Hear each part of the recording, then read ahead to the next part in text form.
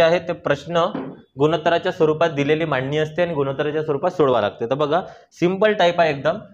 ए आणि बी किती आहे बेटा? A:B. B:2 काय आहे? C. तर B:C. आता याचे जे प्रमाण आहे ते वाचा. A:B किती आहे? 2 किती आहे बेटा? 3. आणि B:2 किती आहे? C 4 काय आहे? 5. तर अशा प्रकारे लिहायला लागेल. 2 3 4 5. समजे का बेटा? असे प्रमाण आहे. तर A:B:C म्हणजे काय? तर बघा सगळ्यात पहिले तर यांचं होते मल्टिप्लिकेशन म्हणजे 3 गुणेला 5 पहिले.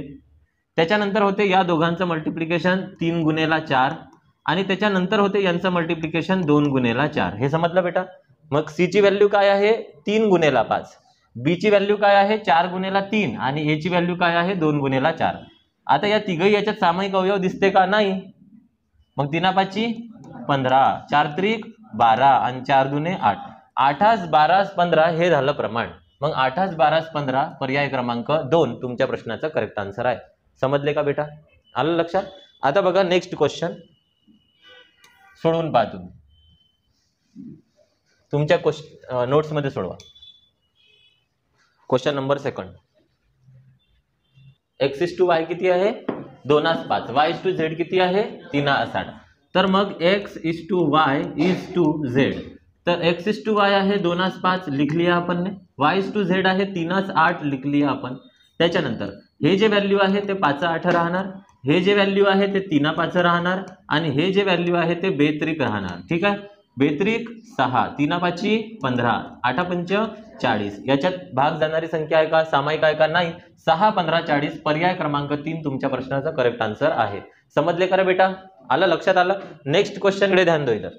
बघा पहिल्या संख्येचे दुसऱ्या संख्येशी असणारे प्रमाण काय आहे बेटा? 5:4. पहिल्या संख्येचे दुसऱ्या संख्येशी असलेले प्रमाण 5:4 आणि दुसऱ्या संख्येचे तिसऱ्या संख्येशी असलेले प्रमाण आहे 5:4. हे पण 5:4 आहे. तर 4 चौक हे किती झाले? 16. 4 पंचे हे किती झाले? 20 आणि 5 5 हे किती झाले? 25. मग क्वेश्चन विचारला आहे पहिल्या संख्येचे तिसऱ्या संख्येशी. तर 25:16 पर्याय क्रमांक 1 तुमच्या प्रश्नाचे आन्सर आहे. 25:16 पहिल्याचे तिसऱ्या सोबत. समजलं? Next question. बरं मला इथं सांगा पहिल्याचे दुसऱ्या सोबत काय आहे? नाही 5:4. ते ऑप्शन मध्ये नाही राहणार. मग पहिल्याचे जर दुसऱ्या सोबत विचारले तर तुम्ही काय द्याल?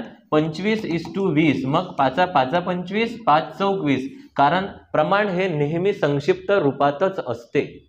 समजले? नेक्स्ट क्वेश्चन नंबर 4 बघा लक्ष द्या. A:B जो आहे तो किती आहे बेटा? 9:4. त्याच्यानंतर B:C आहे 6:5. त्याच्यानंतर C:D आहे 6:4. ठीक आहे. बघा बेटा आता आपल्याला 3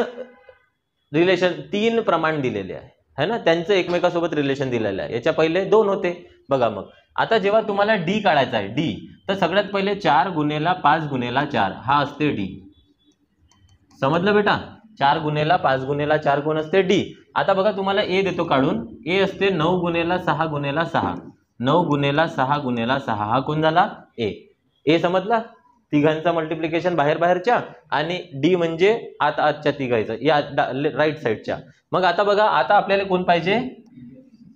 C पाहिजे. तर C म्हणजे होते या दोघांचं मल्टिप्लिकेशन या दोघांचं मल्टिप्लिकेशन म्हणजे 4 गुणेला 5 गुणेला 6.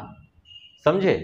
आणि हे जे B आहे याला या दोघांचं मल्टिप्लिकेशन आणि यांचं म्हणजे 4 गुणेला 6 गुणेला 6. आता बघा बेटा रिलेशन विचारलाय तुम्हाला A:D मध्ये. कोणामध्ये? A:D. तर A:D मध्ये A आहे 9 6 6 9 6 6 आणि आता हे तर काढायची गरज नव्हती पण आपल्याला अभ्यास करायचा आहे कसं काढतात विचारलं असतं त्यांना. B:D तर B काढता आला पाहिजे. C:A तर C काढता आला पाहिजे. याच्यासाठी मी तुम्हाला काढून दाखवलं की अशा पद्धतीने काढतात. मग D काय आहे? 4 गुणेला 5 गुणेला 4. आता बघा बेटा संक्षिप्त रूप पाहिजे.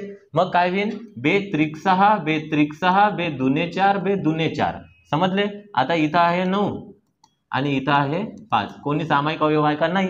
3 त्रिक 9 9 9 5 दुने 10 10 दुने. तर आन्सर आहे 81:20 पर्याय क्रमांक 1 तुमच्या प्रश्नाचा करेक्ट आन्सर आहे. समजे क्या रे बेटा? ठीक आहे. नेक्स्ट क्वेश्चन आलं ना? Very good. बघा बेटा 2 मीटर 20 सेंटीमीटर, याचे प्रमाण 15 मीटर आणि 40 सेंटीमीटर सोबत काढायचे आहे. आता बघा हे सजातीय राशी आहे का मीटर सेंटीमीटर? नाही. एक तर मीटर मध्ये कन्वर्ट करा, नाही तर सेंटीमीटर मध्ये करा.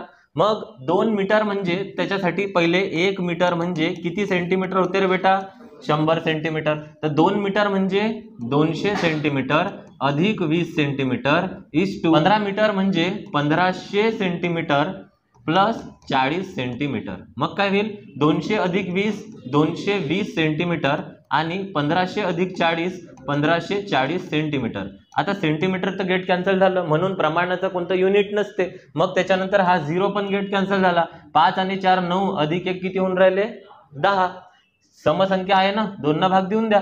2 11 22 2 7 14 2 7 14 11 1 11 11 7 77. 1:2 काय आहे बेटा? 7. पर्याय क्रमांक काय आहे? 1 तुमच्या प्रश्नाचं करेक्ट आन्सर. समजे का रे बेटा? ते सहजातीय असले पाहिजे. म्हणजे मगाशी आपण तिघांना पण एक्सच्या फॉर्म मध्ये लिहिलं होतं, ए ला पण, बी ला पण आणि सी ला पण. आपण कोणाच्या फॉर्म मध्ये लिहिलं होतं? एक्सच्या. मगाशी सेंटीमीटर मीटर मध्ये आलं तरी आपण कायच्यात लिहिलं होतं? सेंटीमीटर. सगळ्यांना एक तर एक्सच्या प्रमाणात लिहा, नाही तर वायच्या, नाही तर झेडच्या, पण तिघांना एकाच याच्यात लिहा. बघा, जर मी म्हणतो की x इज इक्वल टू 9/4 काय आहे बेटा? z. क्वेश्चन विचारला आहे x is to y is to z. तर x काय आहे? 9/4 z. हे समजले का तुम्ही? मी x ला कशाच्या स्वरूपात लिहिलं? झेडच्या. तर y ला पण झेडच्या स्वरूपात लिहिन आणि झेडच्या पण झेडला पण झेडच्या स्वरूपात लिहिन. तर झेडची व्हॅल्यू काय राहील? झेडच राहील. झेडची तर व्हॅल्यू झेडच आहे. एक्स ची व्हॅल्यू काय आहे? 9/4 ऑफ झेड. म्हणजे झेडच्या 9/4 आहे तो. नाही समजे का? चलो आता कोणाची व्हॅल्यू लिहा लागन? वाय ची. कोणाच्या फॉर्म मध्ये? झेडच्या फॉर्म मध्ये. तर बघा इथं दिलेलं आहे relation Z is equals to 4/17 of Y. मग मला सांगा वाय ची जर व्हॅल्यू मला काढायची राहिली तर हे 4/17 बरोबरच्या तिकडे जाऊन काय होईल? 17/4 होईल नाही का? मग काय लिहू मी इथं? 17/4 झेड. समजलं का? कोणाची व्हॅल्यू लिहिली? वाय ची. अब देखो भैया Z Z Z get cancel. इथं येणार 9/4, इथं येणार 17/4, इथं येणार 1. आता मला हे छेद स्वरूपात ऑप्शन मध्ये दिलेलं नाहीये. असतं हे ऑप्शन तर मी टिक केलं असतं. आहे का? मग मला हा 4 कॅन्सल करायचा आहे. तर मी काय करू? पूर्ण इक्वेशनला 4 न गुणून टाकतो. यालाही 4 न गुणतो, यालाही 4 न गुणतो आणि यालाही 4 न गुणतो. 4 4 गेट कॅन्सल 9, 4 4 गेट कॅन्सल 17 आणि 4 1 4. तर आन्सर 9 17 4. 9 17 4. ठीक आहे.